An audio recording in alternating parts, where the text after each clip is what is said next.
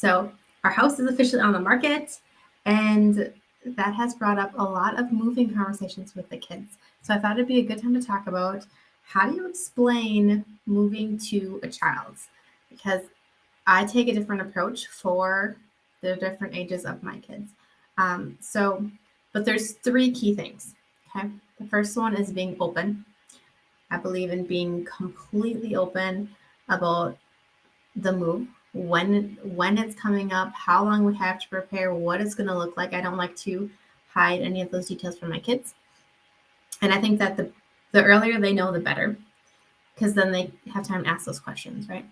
The second one is to be clear, be very clear.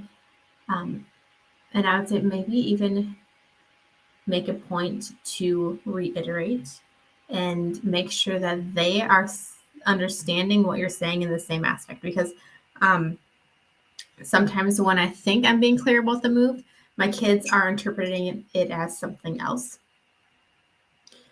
For instance, like the timeline that happened, where they thought the timeline was different than what I meant.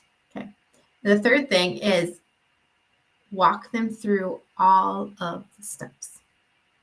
And so for my kindergartner, we've been talking about moving.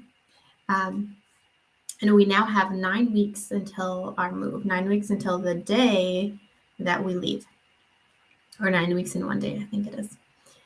Anyways, so my kindergartner, I've been telling him that, like, okay, we're moving soon. That means that we are changing houses. We're not going to live in this house anymore. You're going to live in a new house. We're going to change. And you get to see these friends at school for a little while longer. And then we're going to go to a new school. And I keep it pretty basic level for him. But I want him to know that these changes are coming, what we're leaving and what we're going to. Now with my third grader and seventh grader, it's a little bit different. They want to know more of the details. And so we talk about the moving and the moving timeline. Usually, we knew for a long time that we were moving, but we didn't know. I would say, like, okay, it's a few months away. And now we have like a week countdown, which happened on accident, by the way. A few days ago, Jada was like, yeah, we have 9 weeks. A few days ago. She's like, we have 9 weeks until we move. And I was like, whoa. Like, I didn't know you were counting down the move. And she's like, I wasn't. But my friend posted that there's 9 weeks till Christmas break. And I was like, oh, yeah, we're leaving right on Christmas break. So we now have an accidental, but it works, a countdown going.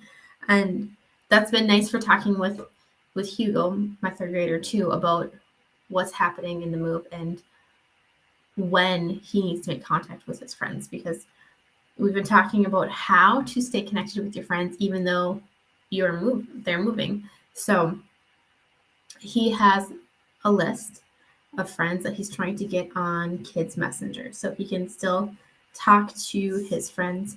Jada, she's older, so she has a lot more resources to be able to connect with her friends.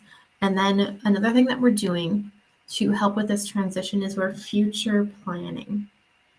We are planning for the future, and this location, it's nice because it is close enough where we can travel back. So we plan to come back for a week next summer, and where the kids can go and visit, and Jada can visit her friends, and we can just reconnect to our community here for a week. So that's what we've planned. But if you are in a place where you're flying to your next home or you're moving countries, it may not be that easy to plan a trip back.